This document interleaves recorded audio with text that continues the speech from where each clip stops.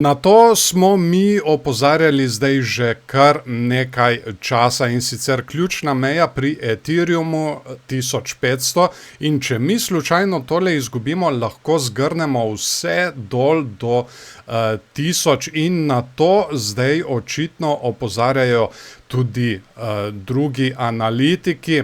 Namreč samo malo, Ethereum se je znašel kar pod pritiskom prodajalcev, analitiki pa opozarjajo, da bi lahko v primeru preboja ključne podporne ravni sledil še precej globlji padec.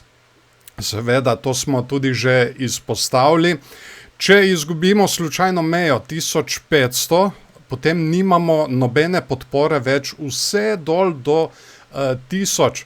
Podatki kažejo, da se na trgu odvija obsežno zmanjševanje finančnega vzvoda, kar pogosto spremljajo močna nihanja cen. Nekateri tehnični analitiki zato opozarjajo, da bi lahko Ethereum v najslabšem scenariju ponovno obiskal območje okoli $1000. Kljub temu dolgoročni vlagatelji poudarjajo, da ostajajo temeljni dejavniki projekta močni, predvsem zaradi vse večje uporabe omrežja pri stablecoinih, tokenizaciji premoženja in decentraliziranih financah. Ja, ampak če cena govori drugačno zgodbo, je treba tej zgodbi tudi slediti, zaradi tega, ker cena je zelo pomemben prenosnik informacij. Kaj pa vi mislite o tem?